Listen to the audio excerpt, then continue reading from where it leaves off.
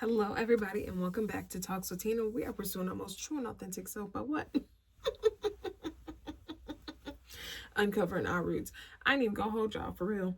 I attempted to make this video 2 times prior in the same setting.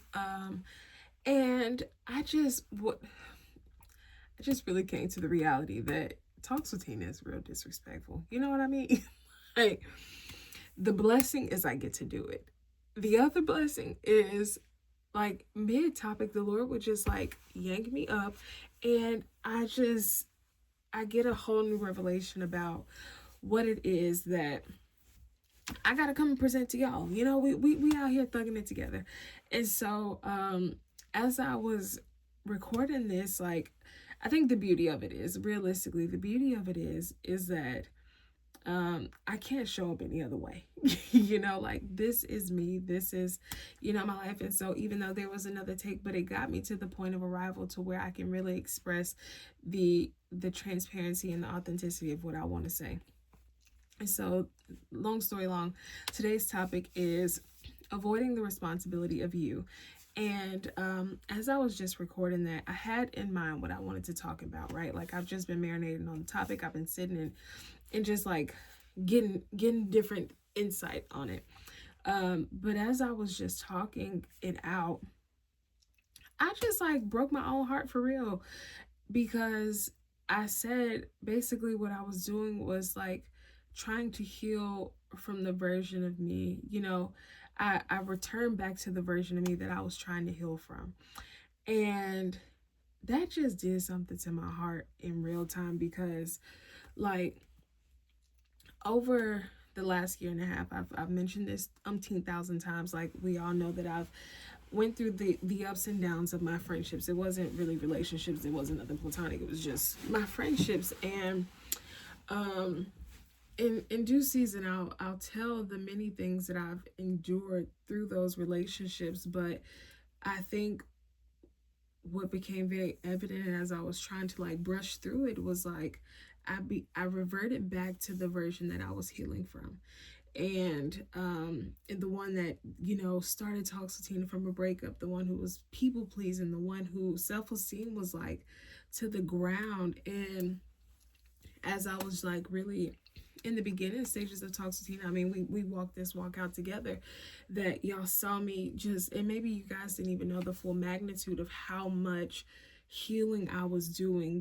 Like, each video was literally restoring a piece of my heart that was so broken. And so to equate that to, failed friendships basically being almost equivalent and identical to a failed relationship that put me in the dumps, it that hurts. It hurts, and it hurts my feelings.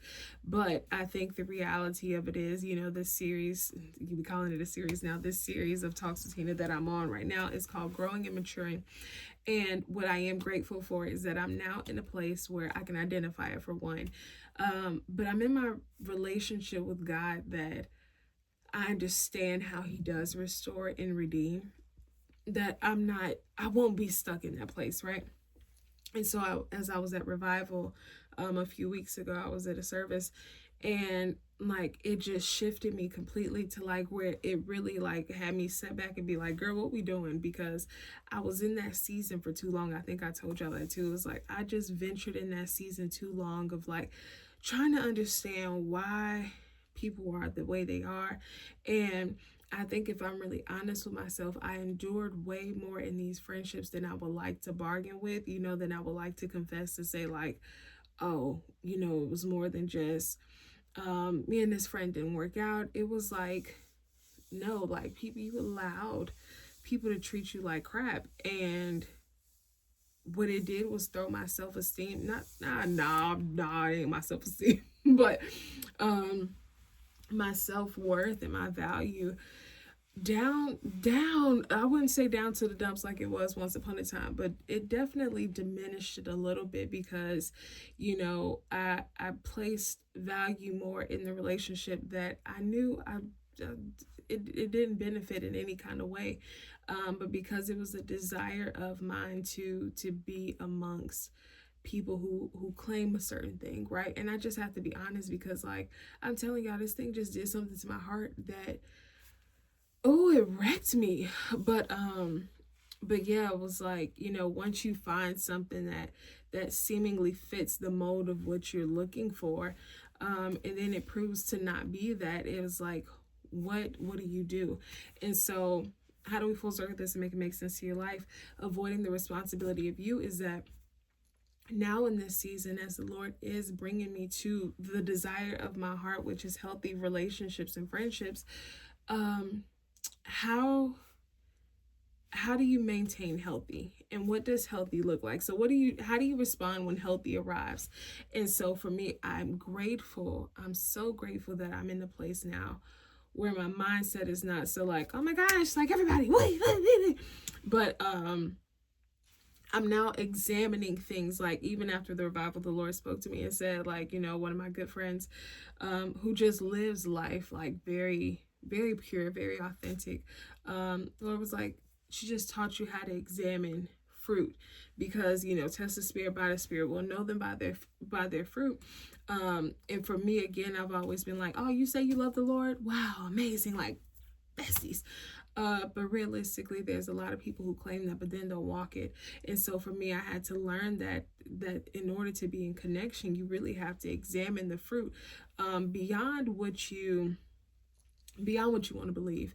And so really the fruit of that is authenticity. Is this person authentic in who they are? Because we all know that this is the premise of Talks with Tina, uncovering your roots to be your most true and authentic self. And that all boils down to an identity thing.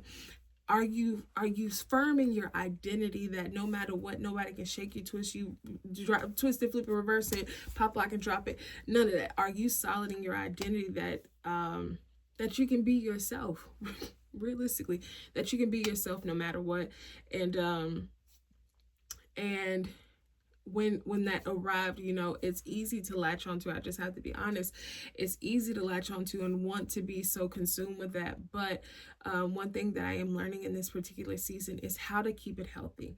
And so I would definitely have to admit, because that was a desire of my heart, when it showed up and what it appeared to be, it was like, oh my gosh, like Kingdom Friend Besties. And I latched on so tight, like, because one thing about me is I love hard. And so learning to keep things healthy is what I'm now sitting in. And so when I do feel myself trying to latch on, I don't take a step back out of avoidance. I do it of, how does this maintain healthy? Like, how can you maintain a healthy space in this without reverting back to your, what's the word I'm looking for? Your unhealthy ways. That's it. Because truth be told, it wasn't always just the people. It was me latching on to what I thought was the representation of what I wanted. And so what y'all catching my thoughts in real time. So what I'm now understanding, and the avoidant part that I was running away from, was realizing that I went back to unhealthy ways. And it reminds me of the gym, like, or any fitness journey or anything that we try. You do good at it for a while. This is real, like, we so close right now, y'all. Like, we're close. Like, you see how I'm chilling with y'all, leg up and everything. But I think of this like anything. Like, for me, I've been trying a skincare routine, and today I was about to try new products, and then I was like, no, let me stick to what's working for me, because I've tried so many other things, and it didn't give, and I don't want to go through the period where my skin got to purge and do all this other stuff. And it's like the gym, you can be consistent and be strong in the beginning, and then when something approaches or something arises, guess what? We go back to, I don't have time for that. I don't have time for the gym, and I think that is where I hit a point in my life. Like, once I hit that people are crazy and, like, what is happening, I just reverted back to my old ways of, well, let me make this work, instead of just being okay with parting. And I had got so good at that because it was healthy. I was reverting to a healthy mindset to say, I'm not creating walls. I'm creating boundaries that will help me be the best version of myself. And if we can't come to a common ground in that, then you're just not meant to journey with me. But when I didn't want to let these friendships and relationships go, I reverted back to the posture that I had in the beginning, like post, in the breakup and all that others in the relationship before the breakup, was I can make this work. I'm seeing all the signs that this is not going to work, but I'm going to make it work either way. So how do we force look at this and make it make sense to your life? Like, y'all, I'm still like, it really messed up my heart for real. But how do we make it make sense to your life? Is that you have to own the version of you that that always shows back up when you're comfortable, when you want to be comfortable.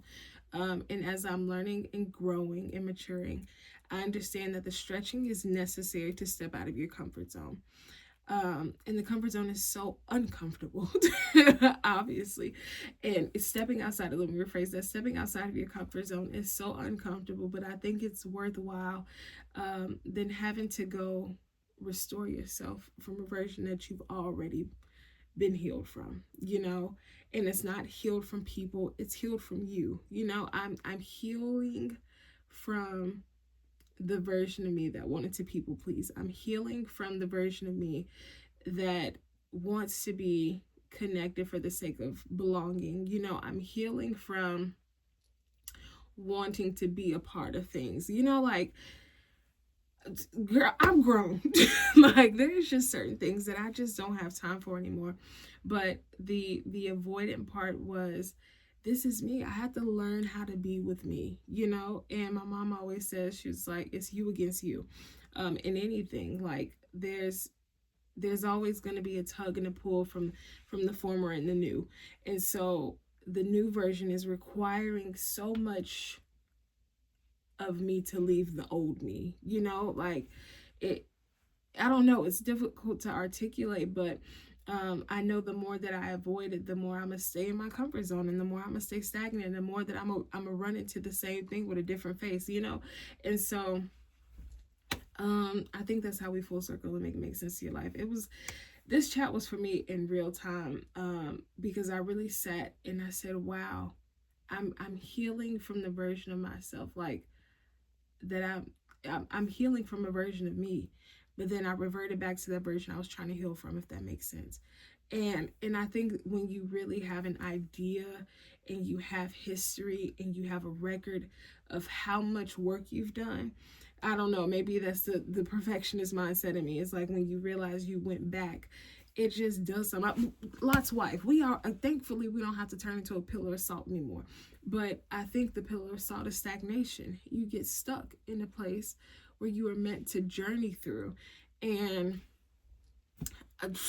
that's a hard place. I was stuck for a year and some change because I kept trying to go back and fix things. I kept trying to go back and check up to see if they were working, instead of just realizing that my life is shifting. My life requires me to step into something that I've never seen before. And that means friendships, that means relationships. And I just have to be okay with that. Like, my friend, she told us one time, she was like, things are gonna change, and it might even change in this, and you're just gonna have to be okay with that. And it was the realest thing I've ever heard, because it was like, nobody really just says, like, we might not be friends forever, we might not be cool forever, but you're just gonna have to deal with that. And to hear it just like so blanket, it's just like, you're right about that. You're right. And I'm gonna have to be okay with it. And so now I'm learning to be okay with it. And so I pray that as you are on your journey, that you stop looking back, stop trying to fix things for yourself, because we have history that doesn't really do anything. We have history to say that that's not really going to be beneficial. And so it's okay to stretch into the new, because the worst thing I'm feeling right now is to have to heal from the version of you that you were healing from. Because it's a sign of regression, but it's also one of those things of what is there that you're so stuck on being, stuck on doing, stuck on receiving, that you fear that you're not worthy of receiving in a better version of yourself. Whew, y'all, we working this thing out, That's the chat. Love y'all. Bye.